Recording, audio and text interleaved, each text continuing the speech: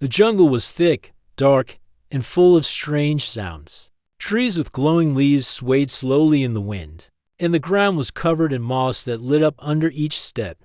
This planet, known only as PX-31, was supposed to be peaceful. But peace was the last thing the crew felt right now. A small exploration team had crash-landed here. Their ship, the Glider 7, had been hit by a solar flare while passing through a strange nebula. The engines failed, and the ship was pulled into the planet's atmosphere. Now it lay broken, half buried in vines and mud. Among the team was a young alien cadet named Luno. He was from the gentle chiral species, tall and thin, with smooth gray skin and large black eyes. This was Luno's first mission. He had studied 4 years at the academy, but had never faced real danger before. As the others worked to gather supplies and check the communication systems, Luno stood quietly, staring into the forest. His 3 fingers trembled, and his heart beat fast in his chest. The jungle made him uneasy. Every sound, every rustle of leaves or distant animal call made him jump. Standing nearby was a human named Ben. He was one of the few humans allowed to join mixed species missions. Ben was not a captain or a scientist. He was labeled as a survival expert, someone with experience in dangerous places. His clothes were plain, his face calm, and his eyes sharp. He didn't talk much, but when he did, people listened. Ben watched Luno out of the corner of his eye. He noticed the cadet's hands shaking and the way he kept looking over his shoulder. "You all right?" Ben asked in a calm voice. Luno quickly nodded. "Yes, I'm fine. Just watching." Ben didn't say anything more. He simply walked toward a broken panel of the ship and helped another crew member gather tools. He knew fear when he saw it, and he also knew this jungle was not safe. Commander Terra, a strong Zern officer with blue armor-like skin, called the group together. "We'll stay here for the night," she said. "The ship's beacon is working, but the signal is weak. Rescue may take time. We'll build a shelter and set up guards." Everyone nodded. They began building a small camp beside the shipwreck using parts from the ship and local materials. Luno helped gather vines and large leaves, though he kept looking over his shoulder. He felt like something was watching. As night fell, the jungle became louder. Strange creatures cried in the distance. Some sounded like birds, others like growling beasts. The team lit small lights around the camp, but the darkness outside the circle of light felt heavy, like it was waiting. Luno sat near the edge of the camp, knees pulled to his chest. He stared into the dark forest. Suddenly, a loud howl echoed through the trees. Ra war. It was deep and long, filled with anger and hunger. The whole crew froze. "What was that?" whispered a pilot named Nero. Ben slowly stood up. "That wasn't local wildlife. That was a predator." Commander Terra turned to him. "Do you recognize it?" Ben nodded slowly. "Not exactly, but I've heard something like it before, on Delta 9. That was a Scarn beast." Luno's eyes widened. "Scarn beast? No, it can't be. It might not be the same species," Terra said, trying to stay calm. "But whatever it is, it's big. We need to stay alert." Everyone to the shelter. As the crew moved inside the small shelter, Ben stayed outside for a moment, looking toward the forest. He saw broken branches, huge tracks in the mud, and claw marks on a nearby tree. He didn't say it out loud, but he knew this thing was close and hunting. Inside, the crew sat in silence. The lights flickered. The howling continued, sometimes closer, sometimes far away. Luno whispered, "We're not alone here. It knows where we are." Terra said firmly, "Stay quiet. It may not attack if we don't draw attention." Suddenly, another crew member screamed. The lights went out. A shadow had moved through the trees, and in one quick motion, Kel, the engineer, was gone. Panic filled the shelter. Terra shouted for everyone to stay together, but fear spread like fire. Luno backed into a corner, his breath fast and shallow. "We're doomed," he whispered. Ben crouched beside the wall, thinking. He didn't shout. He didn't panic. He simply watched and listened. "Quiet," he said. "It's testing us, picking us off. It won't stop unless we outsmart it. Luno looked at him with wide eyes. How do you outsmart something you can't even see? Ben gave a small smile. There's always a way. Sometimes the answer is older than we think. What do you mean? Luno asked. Ben didn't answer. He stood up and walked toward the storage box. He pulled out emergency kits, fabric scraps, small metal plates, and thermal blankets. Then he looked around the shelter. I'll need leaves, mud, and some ash from the fire pit, he said. Why? Tara asked. Ben looked at her and simply said, because if it hunts by heat and sight, we're going to disappear. No one knew exactly what he meant, but Ben's calm voice gave them a strange feeling hope. Luna watched as Ben knelt by the fire pit and began mixing ash with mud. Then he smeared it across his arms and face. He crushed some green leaves and rubbed the juice into his shirt. He moved slowly, carefully, like he had done this before. What are you doing? Luno asked again. Now curious, camouflage, Ben said softly. One of the oldest tricks from Earth. If you can't fight the predator, don't let it see. Luno stared at the human, his fear still inside him, but now mixed with something new. Wonder. The night was long and full of fear. The crew of Glider 7 sat close together inside the shelter they had built using broken ship parts and jungle wood. The glow lights flickered, and every shadow outside felt alive. The jungle was no longer just trees and plants. It had become a dark maze full of unknown danger. Outside, the howling continued, rah or. Each time the sound came, it was louder and closer. Luno sat near the back of the shelter, holding his knees. His heart thudded loudly, and his eyes never left the open space beyond the shelter wall. He could feel that the thing out there was watching them. It's getting closer, whispered Nero, the pilot. Commander Terra stayed strong. Stay low. Don't make noise. We need to keep the lights off. Movement and heat may draw it in. Luno whispered, I think it can smell us, too. Maybe even hear our thoughts. Ben, sitting quietly near the door, gave a small smirk. Let's not give it that much credit. But Luno wasn't trying to be funny. His voice trembled as he said, Scarred beasts hunt through heat, sound, and motion. My uncle told me stories. They don't stop. They don't get tired. They play with their prey. Ben looked at him seriously. If it plays with us, we play back. We just have to be smarter. Tara looked at Ben. You said earlier you'd seen something like this before. What did you do then? Ben looked into the jungle, thinking. Back on Delta 9, we were hunted by a similar beast. We were stuck for 4 nights. It picked off 4 people, 1 each night. I was the 5th target. What did you do? Asked Nero. I stopped being prey, Ben said calmly. I became invisible. Luno blinked. Invisible. Ben nodded. Not real invisibility, just the kind that works well enough. I covered myself in ash, mud, leaves. Masked my heat, my scent. I hid in plain sight. It walked past me twice. Didn't even notice. The crew stared at him in silence. No one had expected such a story from the quiet human. Commander Terra finally said, All right, show us. Ben stood up and began working. He opened a small metal container and poured water into a pile of gray ash from the old campfire. He mixed it with mud taken from outside.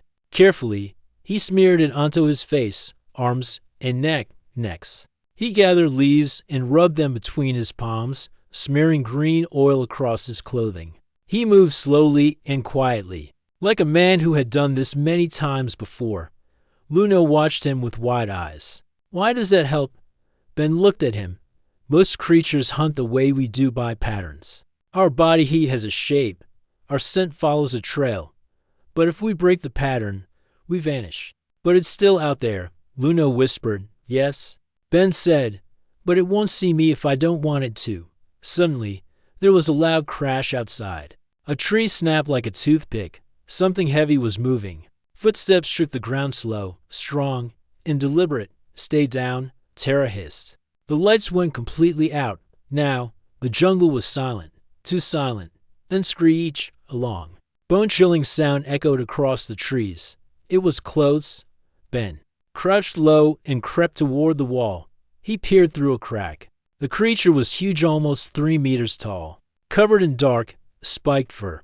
Its face was long, with 6 glowing red eyes. Clawed arms dragged across the trees as it moved, sniffing the air. "It's here," Ben said quietly. Luno couldn't breathe. His whole body froze. This was it. They were trapped. He wanted to run, but his legs didn't move. The creature stopped just outside the shelter. It sniffed, growled. Then it took a step forward. Boom!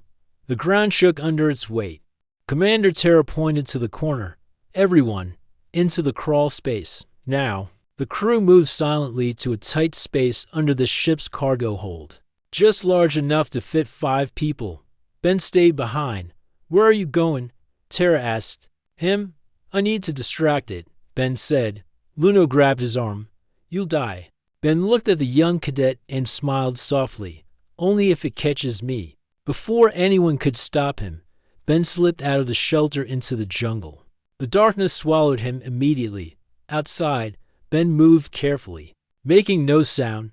His body was covered in mud, ash, and leaves. His steps were slow. He moved with the trees, matching their shadows. The scarred beast sniffed the air again. It turned its head left, then right. Its red eyes scanned the area. It growled and stomped. Ben crept behind a tree. He took a broken metal piece from his belt and tossed it far to the left. Clank!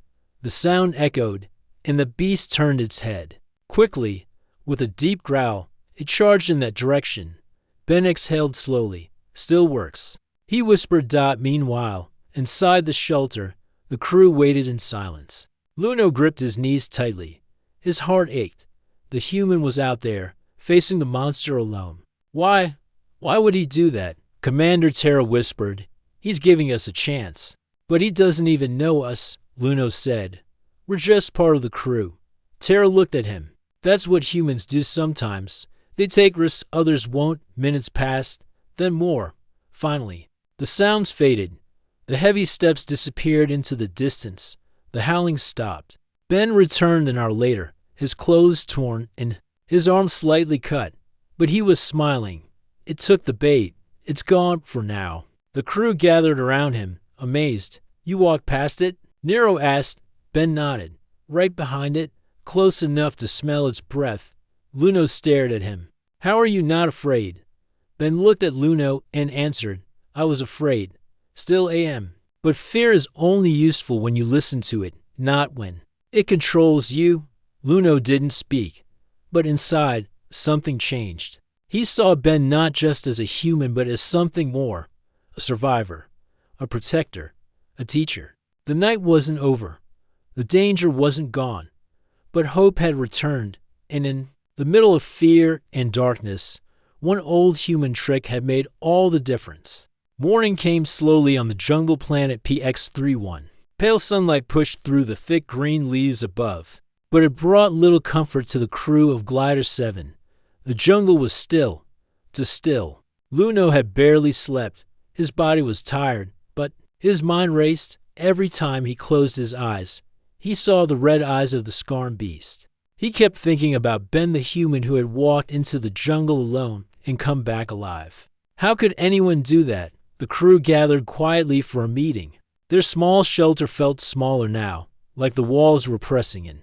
Commander Terra stood with a data pad in her hand. "Our signal is still too weak," she said.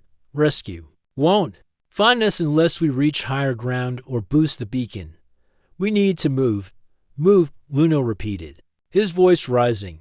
"With that thing still out there?" Terra nodded.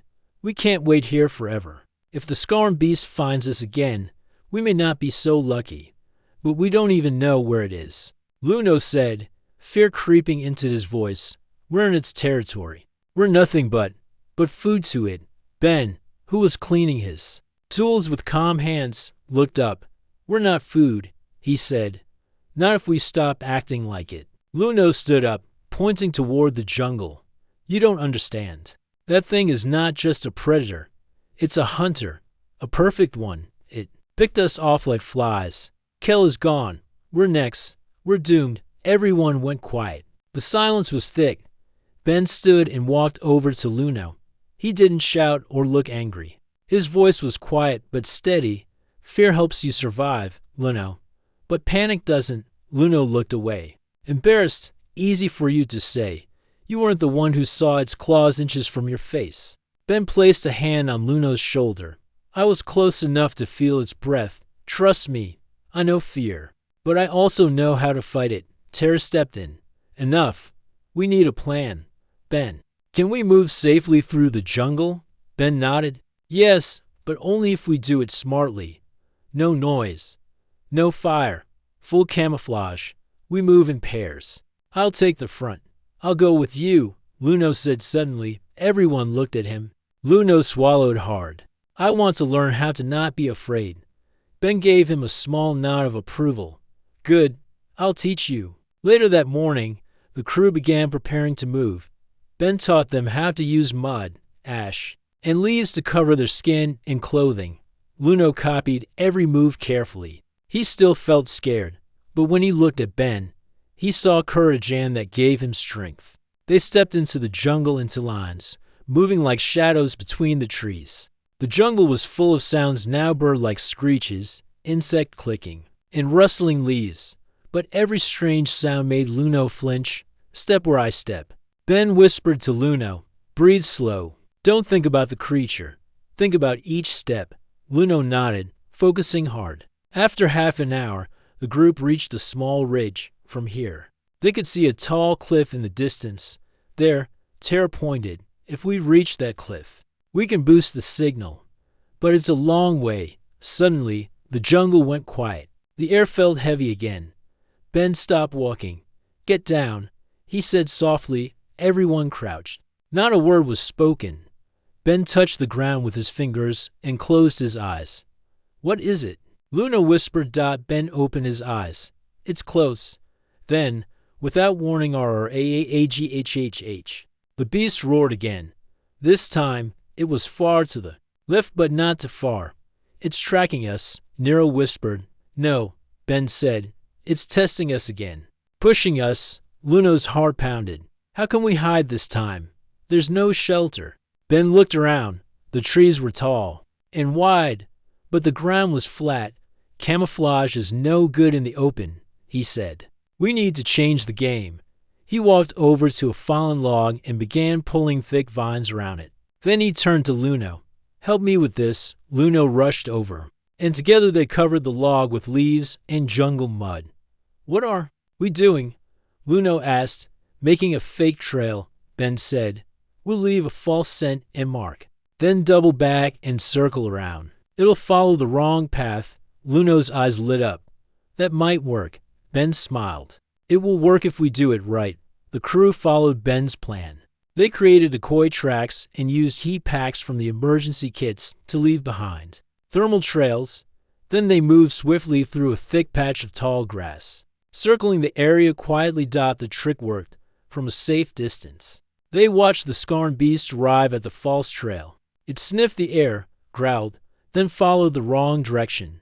Ben nodded with satisfaction. Good. That gives us time. Luno stared in amazement. You fooled it again. Ben looked at him. You helped. For the first time, Luno smiled. As the crew neared the base of the cliff, the sun began to set. The light turned orange and gold, casting long shadows over the forest floor. The team set up a temporary hideout near some tall rocks. They were tired, hungry, and still scared. But no one had been lost today. That felt like a small victory. Tara placed her hand on Ben's shoulder. You saved us again. Ben shook his head. Not alone. Everyone did their part, even Luno. Luno looked up, surprised. Me. Ben smiled. You stopped thinking like prey. You learned. Luno's chest filled with something warm. Maybe it was pride. Maybe it was courage. Either way, it felt good. That night, the jungle was still again. The crew sat close but more relaxed than before. The scarred beast was still out there, but now they knew how to trick it. Now they had a chance. Luno looked at the stars above and whispered, maybe we're not doomed after all. Ben heard him and gave a small chuckle. Not if we keep thinking. Smart, he said. This jungle might be wild, but it's not unbeatable. And with that, The crew rested knowing tomorrow would be just as dangerous, but also knowing they had a human with them, and that made all the difference. The sun rose slowly over the jungle, painting the sky with orange and pink. But even the light of a new day couldn't erase the fear in the crew's hearts. They had survived the night, thanks to Ben's smart plan and the decoy trail. But everyone knew the Scarn Beast was still out there watching, waiting. Luna woke up with a stiff back and a worried mind. He sat near a rock and looked out into the trees. Every shadow still looked dangerous. Every rustle still made him nervous. But this morning, something felt a little different inside him. He had helped fool the beast. He had learned from Ben. He had not frozen or panicked like before. Maybe he was stronger than he thought. Ben came walking over, holding a bundle of long leaves in a wet cloth. His face was calm as always. "Time to prepare again," he said, placing the items down. "We're not safe yet," Luno nodded. "We'll use camouflage again?" Ben gave a small smile. "Not just camouflage. Today, we use something better. A trick older than any weapon." Luno raised his brow. "Older than weapons?" Ben sat down and began tearing the leaves into strips. "Yes, a survival trick humans have used for thousands of years. It helped hunters avoid lions. It helped soldiers pass enemy lines. It even helped a group of kids escape a pack of wolves once." "What is it?" Luno asked, curious. "Disguise and silence," Ben replied. "We're not going to just hide from the beast. We're going to walk right past it without being seen or heard." Luno blinked. "But how?" Ben leaned in. "By becoming part of the jungle." The rest of the crew gathered around as Ben explained the plan. They would move through a narrow jungle pass, which led toward a high hill where the rescue signal could be sent properly. But that path passed close to a cave system 1. They believed the Scarn Beast might be using as a den. "We can't go around it," Commander Terra said, studying the map. "Too much time. We'll lose the rescue window. Then we go through." Ben replied. "That's suicide," said Nero. "It'll smell us, hear us. We'll be trapped." "Not if we become invisible," Ben said calmly. "Not by hiding, but by blending in." The crew was quiet, unsure, but they had seen Ben's plans work before, so they listened. Ben gave everyone strips of crushed leaves and dark mud. He mixed crushed bugs and local plant oil to make a strong jungle scent. Then he taught them how to wrap the leaves round their boots and cover their bodies in soft mud to hide their body heat. From a distance, he said, "We'll look like moving plants, and we'll smell like them too." Luno carefully rubbed the mixture onto his arms and face. It was sticky and smelled terrible, but he followed Ben's instructions closely. He wanted to learn everything the human could teach Dot as they finished. Preparing, Ben said one last thing. "No talking, no sudden movements if the beast is nearby. Stay still, completely still. That's the key." Luno took a deep breath. He was ready. The crew began their quiet journey toward the narrow pass. The jungle was thicker here. Vines hung low, and giant flowers opened as they passed. Strange insects buzzed in the air. The path was slippery and narrow, with cliffs on one side and thick jungle on the other. Everyone moved slowly, one step at a time. They didn't speak. They didn't cough. Even their breathing was soft and careful. Luno was in the middle of the group, right behind Ben. His heart pounded, but he kept his steps steady every time a branch snapped or a leaf shook. He froze just like Ben had taught. After an hour, they reached the cave area. It was quiet to quiet. Suddenly, Ben raised his hand. "Stop." The crew froze in place. Then they heard it, a low growl. Coming from inside the cave. The Scarn Beast was there. It was not sleeping. It was moving. The crew stood like statues. No one moved a muscle. Luno could feel the fear in his chest. His legs wanted to run, but he remembered Ben's words. "If you don't move, it won't see you." The beast stepped out of the shadows. Its huge head turned slowly. Its red eyes scanned the jungle. It sniffed the air. The Scarn Beast walked just meters away from the crew. Its sharp claws dragged along the rocks. Its breath was heavy and deep. It was looking for something, but it didn't see them. The mud, the leaves, the stillness, it all worked. They had become part of the jungle. The beast turned, sniffed once more, and walked back into the cave. The crew didn't move for 5 whole minutes. Finally, Ben gave a small hand signal go. Step by slow step, they moved past the cave. Luno's body shook slightly as he walked, but he kept going. He kept silent. He trusted Ben, and he trusted himself. After they had passed the danger zone, the group moved faster. The trees cleared, and soon they reached the base of the hill. From here, they could send the full signal and wait for rescue. The crew let out quiet sighs of relief. No one cheered. No one spoke loudly. But the air was full of quiet joy. They had done it. That night, they built a small camp near the hilltop. They stayed hidden, but their spirits were higher than before. Commander Tara sat beside Ben, watching the stars. "You saved us again," she said. Ben shook his head. "I didn't save you. You saved yourselves. I only showed the way." Luno joined them, his face still covered in dried mud. "I want to learn more," he said. "Not just how to survive, but how to think like you." Ben looked at him with a proud smile. "You already are, today. You walk past a predator without running. That takes courage." Luno felt a warm feeling in his chest. For the first time since the crash, he believed they could make it. The jungle was still dangerous. The Scarn beast was still out there, but now, the crew had more than just fear. They had skills. They had a plan, and most of all, they had a human. A human with old tricks that still worked, even in the wildest corners of the galaxy. The sun had gone down behind the hills, and the jungle turned dark once again. This time, the shadows did not bring the same panic as before. The crew of Glider 7 sat quietly inside a well-hidden shelter made between large stones and tree roots near the base of the tall hill. They had passed the beast. They had survived. But the danger was not over. "We'll stay here tonight," said Commander Tara as she adjusted the signal booster. "The message is strong now. Rescue will find us, maybe within a day." Ben nodded. Crouching near the edge of the shelter, he listened to the jungle, eyes focused. "Good. But don't let your guard down. The Scarn beast is smart. It could still track us." Luno sat beside him, holding a small stick he had carved into a tool. His hands were calm now. His face no longer showed panic. He had changed. "Do you think it followed us?" Luno asked quietly. Ben didn't look away from the trees. "I don't know yet. That kind of creature, it doesn't give up easily." Night fell fast. The jungle around them was quiet again, just like before danger came. Not even the insects chirped. That still silence had returned. Then, far away just on the edge of hearing came the sound they all feared. Rah-rah.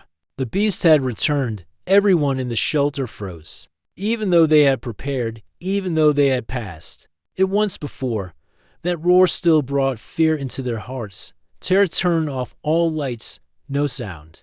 "No movement," she said in a whisper. Ben moved to the far side of the shelter and peered through the leaves. His eyes adjusted quickly to the dim moonlight. He saw movement. Large branches bent under the weight of something massive. Leaves shook. A shadow moved slowly between the trees. Its red eyes blinked through the darkness. "It's here," Ben said. "It's tracking us." "How?" Nero whispered. "We left no scent, no heat trail. We used every trick." Ben's face was serious. "It's not following signs anymore. It's guessing, testing areas where it thinks we might be." "What do we do?" Luno asked. Ben thought for a moment. "We stay low. We use everything we've learned." Outside, the beast came closer. It didn't charge. It moved slowly. Its body slid through the jungle like a hunter stalking its prey. Its head turned from side to side, nose sniffing the air. Every now and then, it let out a quiet, low growl. Ben watched it carefully. "It doesn't know we're here. Not yet. But it's looking." He took a deep breath and reached into his small pack. "What are you doing?"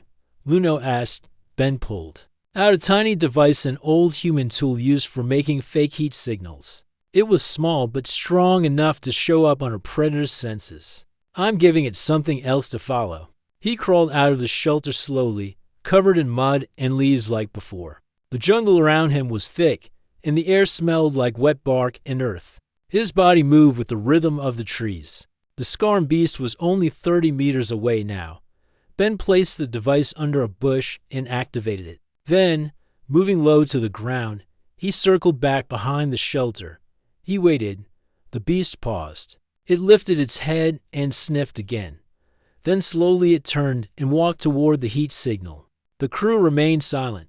Even Luno didn't breathe. Too loudly, his hands stayed still. His eyes focused on Ben. Ben returned inside after a few minutes. It took the bait. It's moving west. How long until it finds out? Tara asked. Not long. Ben said, we need to stay ready. It might come back. An hour passed, then another dot. No sound from the beast. Still, no one slept. Luno sat close to Ben, whispering, how do you stay calm? You always seem like you're not afraid. Ben smiled lightly. I am afraid. Fear never goes away.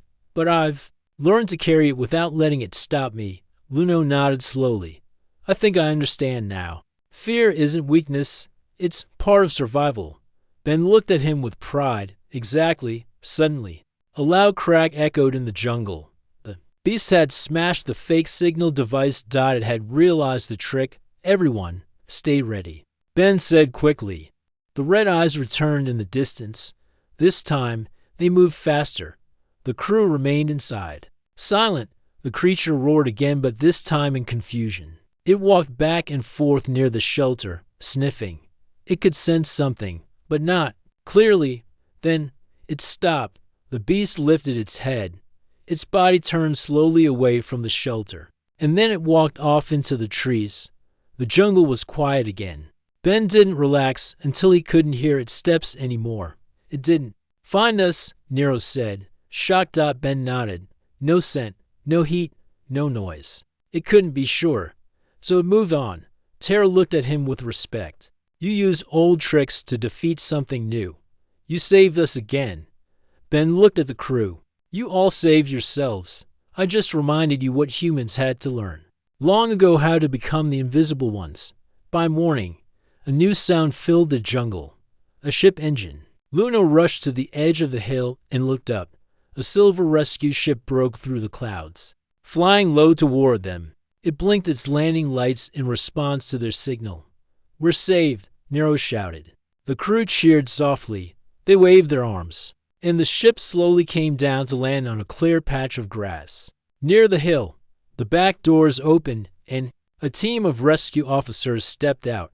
Commander Tara walked forward and gave a full report. Ben stood back, watching the sky. Luno came beside him. Are you going back to Earth after this? Ben shrugged. Maybe, but I might stay with the exploration team for a while. There are still things to learn out here. Luno smiled. If you stay, can you teach me more tricks? Ben grinned. Of course. You've already learned the most important one, how not to panic when the predator is near. As the crew stepped into the ship, Luno looked back at the jungle one last time. The trees swayed gently. The scarred beast was still out there, somewhere, but it had been fooled, outsmarted by a human. The rescue ship lifted into the sky, slowly rising above the thick jungle trees. Inside the ship, the crew of Glider 7 sat safely, their clothes torn, their faces tired but their spirits strong. Luno looked out the window. It's strange, he said quietly. I thought I would feel only relief when we left. But part of me will remember that jungle forever. Ben smiled beside him. Because it changed you. Luno nodded slowly. Yes, Commander Tara. Came over. Rescue team says we'll reach the main station in 4 hours. Medical support will meet us there. Good, Ben replied. Everyone deserves rest. But before that, Tara added, looking at him seriously, the officers want a full debrief, especially about the scarred beast and your tactics. Ben raised an eyebrow. Are they surprised we made it? They said, impressed and curious. 2 hours later, inside the command center of Station Velen, Ben sat across from Admiral Creel, a tall and silent alien with silver eyes and long blue armor. Screens behind him showed jungle maps, team movements, and scans of the planet. You were not trained with our army, the Admiral said, yet you survived. You protected your team. You faced a predator most soldiers would flee from. I did what I had to do, Ben said simply. You used old camouflage methods, Creel added, almost in disbelief. Mud, heat masking, sync control things we only read in history records. Ben leaned forward. Predators don't care about technology. They care about instinct, sometimes. The oldest tricks are the most effective. Creel stared at him for a moment. What would you do if the Scarm beast returned? Ben replied calmly, I'd stop running. I'd turn the tables. The Admiral blinked. Explain. Ben stood up and walked to the map. That creature isn't just a hunter. It's territorial. It controls an area and hunts anything that enters it. But what if someone entered not as prey, but as a challenger? You want to trap it? The Admiral asked. Yes, Ben answered. But not with machines, with behavior. The next day, a special meeting was called at the research lab. The Scarm beast was now marked as a class of threat. Other survey teams had picked up its trail. In new zones, it was growing bolder, perhaps due to losing track of Glider 7. A team of elite soldiers stood round the room. Tara was there too, and Luna watched from a corner. Then Ben entered. Why is he here? Asked one of the alien captains. Because he faced the beast and survived, said Tara sharply. He has more experience with it than any of us, Ben nodded toward the group. I'm not here to lead. I'm here to show a strategy. He walked to the screen and brought up a map of the jungle area. The beast follows patterns.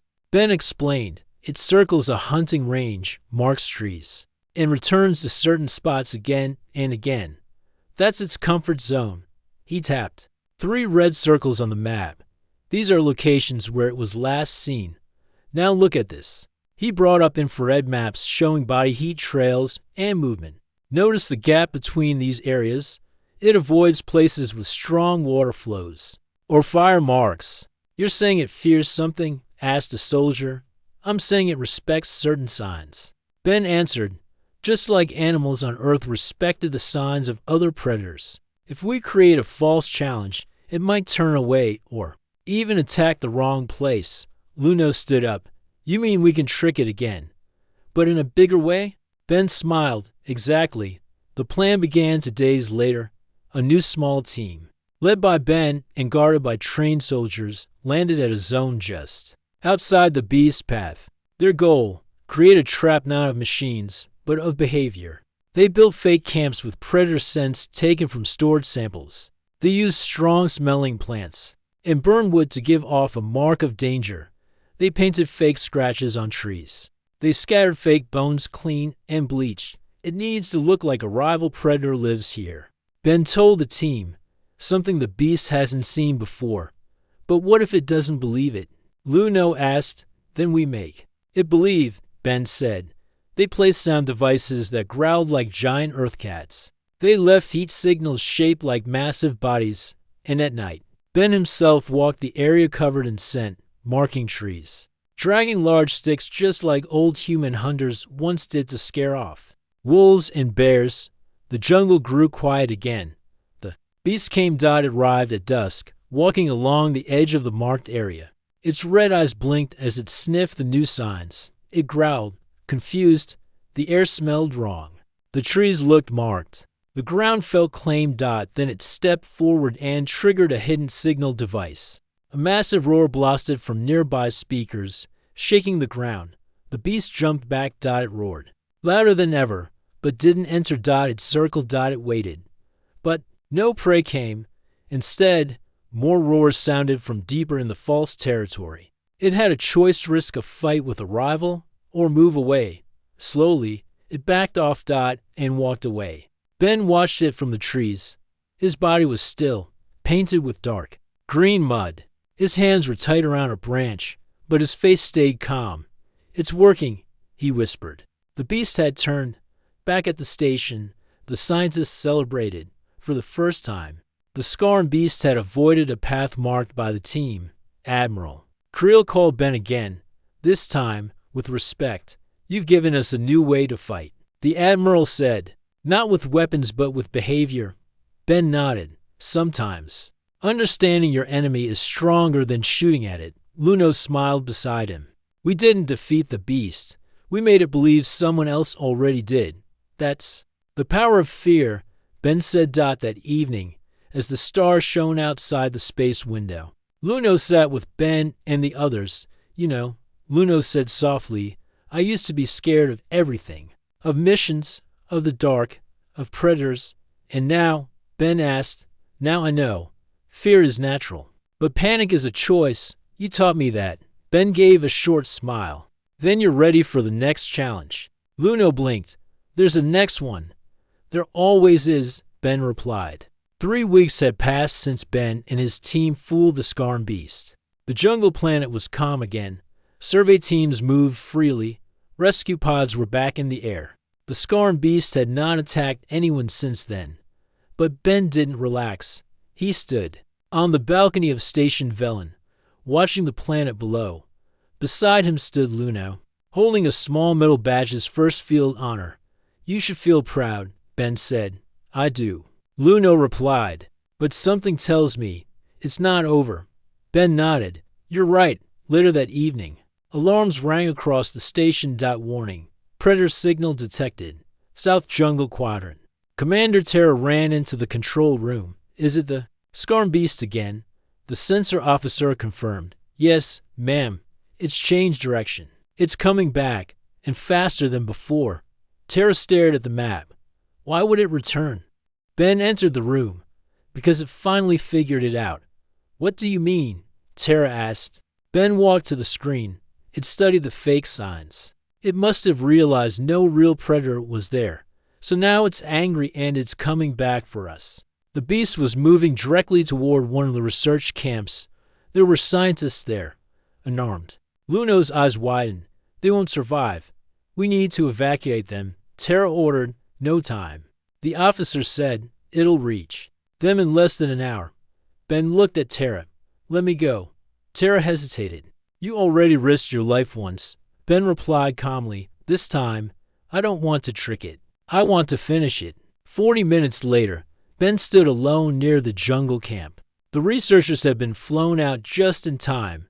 Now it was quiet. Ben carried only a long metal spear, a heat-blocking cloak, and a small bag with earth tools, stones, powder, rope, and fire sticks. Luno watched from a safe distance with a small drone. He's really doing it, he whispered. Ben started preparing the ground. He dug a shallow pit, filled it with burning leaves. He rubbed mud across his skin. He set up noise devices this time with real growls recorded from animals across the galaxy. He lit a ring of smoke around the clearing. The beast hated smoke. Then, he stood in the center of it, all still, calm, waiting. The jungle wind blew softly. Then it came. The trees shook, aloud. Deep growl echoed through the night. The Scarn Beast stepped into the clearing. It was even bigger. Now, its red eyes burned with rage. Its claws scraped the earth. It didn't pause. But Ben didn't move. The beast roared and rushed forward. Then fire. The smoke ring flared as hidden leaves exploded in flame. The beast stopped, growling, confused. Ben stepped forward and threw dust into the air, bright yellow. Powder from jungle plants. The air burned its nose. The beast roared again and jumped sideways. Ben followed calmly, holding his spear low. He didn't run. He didn't panic. He watched. When the beast lunged, he ducked and rolled. When it circled, he circled to. Ben had studied its pattern. He knew how it attacked this time. He wasn't prey. He was a rival. Up on the hill, Luno watched the drone screen. He's fighting it. Not hiding. Not running. Commander. Terra, who had flown with him, shook her head in amazement. He's turning himself into a predator. The fight continued. Ben used fire to confuse it, smoke to blind it, sounds to distract it. Finally, when the beast charged one last time, Ben jumped aside and slammed his spear into the creature's leg. It screamed and turned, but Ben was already behind it. He grabbed a rope from his bag, wrapped it around a tree, and looped it around the beast's neck. The more it fought, the tighter it pulled itself. The trap worked. The Scarn Beast struggled but fell, breathing heavy, angry, defeated. Ben stood in front of it, not smiling, not angry, just silent. He looked into its eyes. You're not the only hunter here, he said. Hours later, the team arrived. They carefully scanned the beast, still breathing. Still alive, but weak. Medical drones took samples. Scientists were amazed. You captured it without killing it, Tara said. Stunned, Ben nodded. It didn't need to die. It just needed to know someone stronger was here. The creature was transported to a secure research base. There, it would be studied safely. The jungle was now free. Back at Station Velen, a special ceremony was held. Ben stood in front of a large group of alien officers and soldiers. Even Admiral Creel was there. You came to this world as a guest, Creel said. But you changed the way we think. You used ancient Earth skills to teach us a lesson about fear, survival, and nature. He handed Ben a medal, the Star of Courage. You are now a friend of the Federation and an honorary protector of wild zones. Ben gave a small bow. Thank you. But this wasn't just about me. He pointed to Luno. This young cadet faced fear and didn't give up. He learned fast. He stayed strong. He's proof that bravery comes in all forms. Everyone clapped. Luno stood proudly. Later, the two sat outside, watching the stars. What happens now? Luno asked. Ben smiled.